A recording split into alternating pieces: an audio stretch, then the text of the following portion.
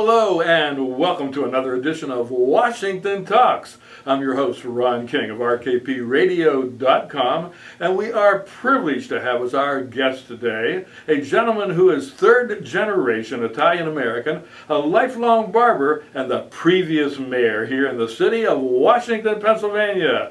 Sonny Spossey, welcome to our program, buddy. Thank you very much. Thanks for having me. Sonny, first question right off the bat. Is your name really Sonny? Not really, no.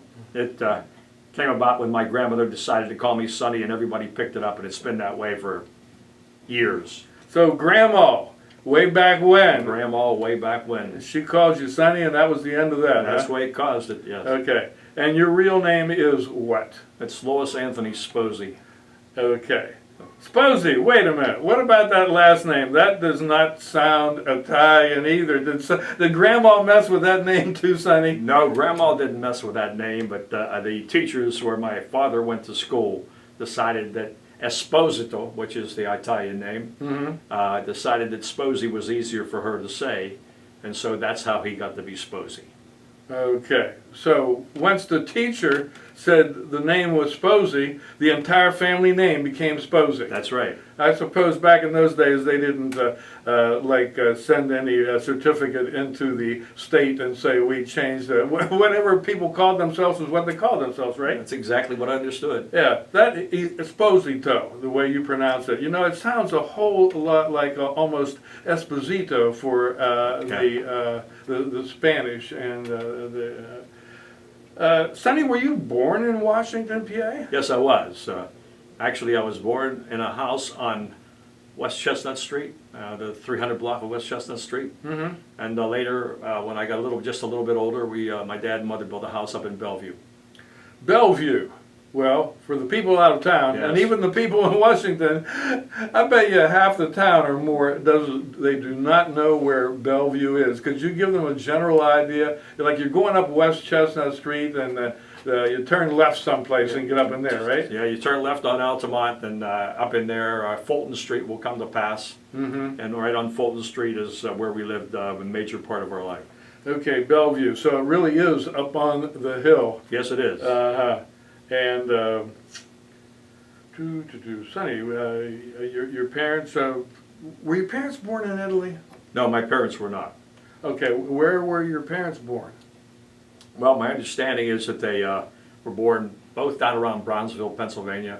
That's where I think they were born. I can't tell you per se. Okay. What about your grandparents? Were they born someplace in Italy? Yes, yeah, they were both born in Italy. Okay, but you probably, at this point, I don't know where my grandparents were born in Italy either, but at any rate, suffice it to say that your grandparents were born in Italy. Yes. Sonny, I understand your grandfather was a coal miner, and your dad was a barber, like in the Brownsville area. Is that correct? My dad was a barber in the Briar Hill area, which is adjacent to Brownsville, and my grandfather was a coal miner. Yes, his dad was a coal miner. If I'm correct, Briar Hill is right on old Route 40, like heading towards Uniontown in that area. Exactly. Yeah, they used to have a theater, a little playhouse there. I think several years ago it was the Briar Hill Playhouse. I believe it was just an old barn. They used to do that with those theaters back then. Sonny, how is it that your father became a barber? How did he become a barber and then end up in Washington, PA? Well, he started barbering in the Briar Hill area. He worked with a guy. He worked with a gentleman who was a barber. That's how he learned. And further, as he went along, he put the establishment for his own down in that area. And then my aunt and uncle lived in Washington, and they knew that he was quite capable of starting a business here. So he started that business here in Washington in the probably 1940 area, in that area. Okay. And that's how he continued to barber. Okay, Sonny, when you were growing up in the Washington, PA area, what schools did you go to?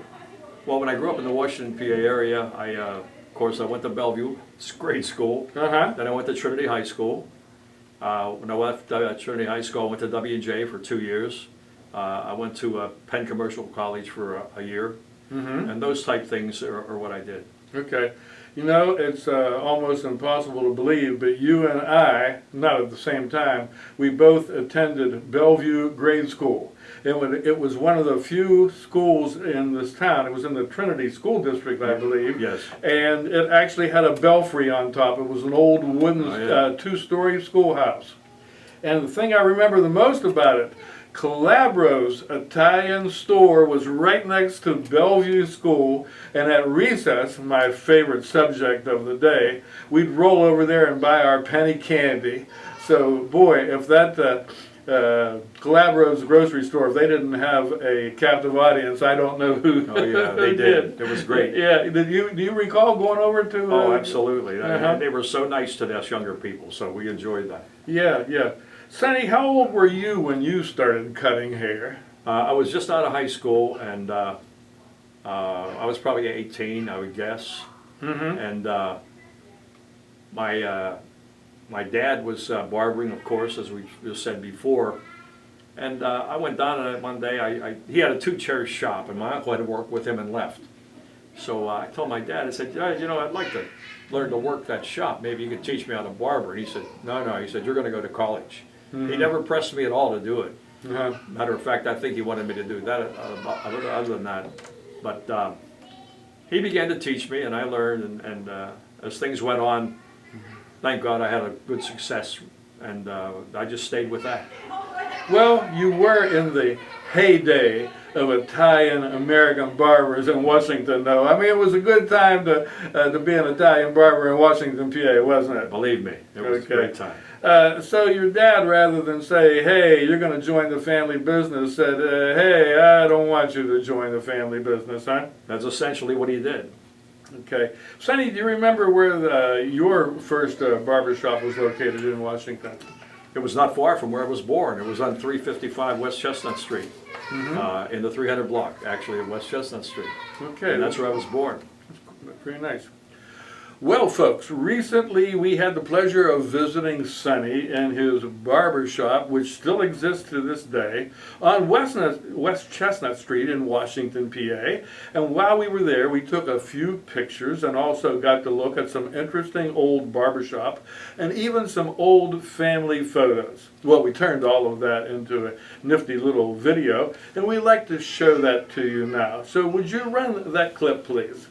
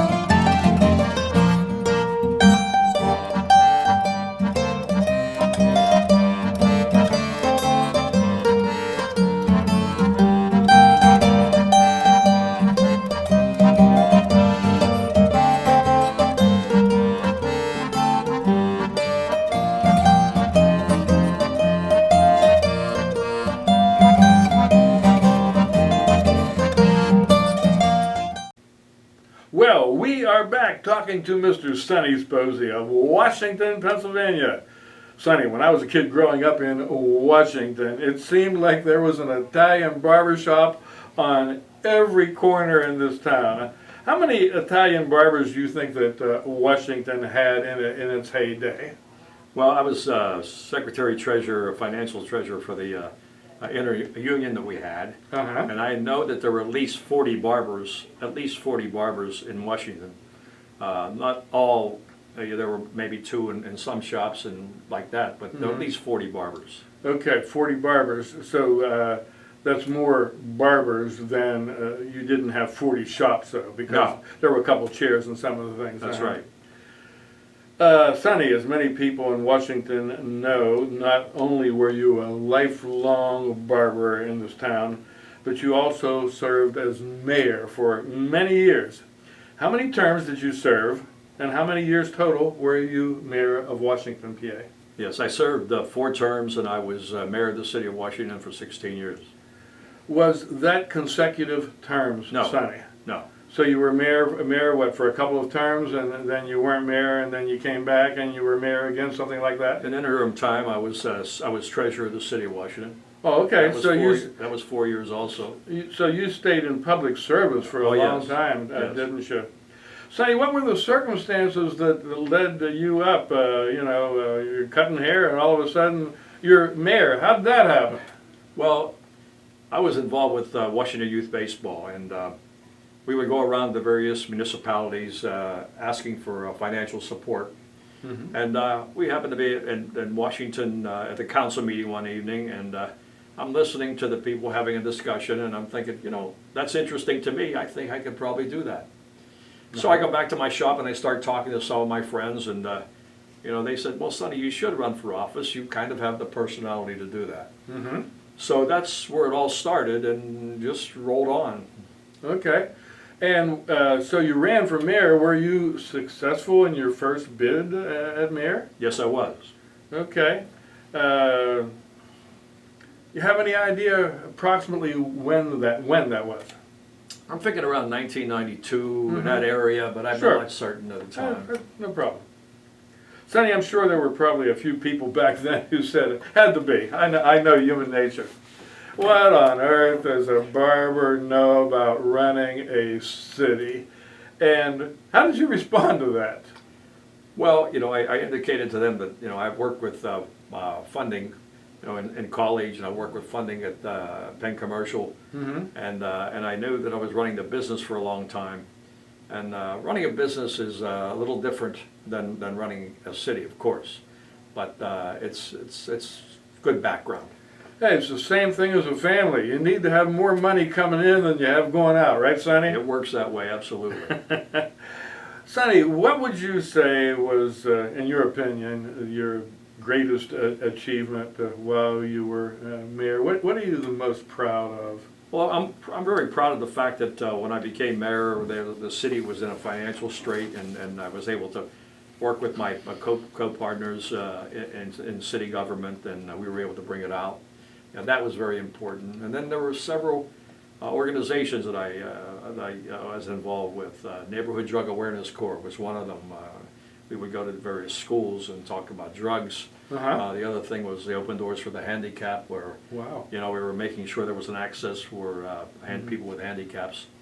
And they really were very good things to have happen, and I was very proud that we were put together. So when you balanced the budget, was the city in dire straits at that time, Sonny? There was probably, as I can best recall, over $300,000 in a hole.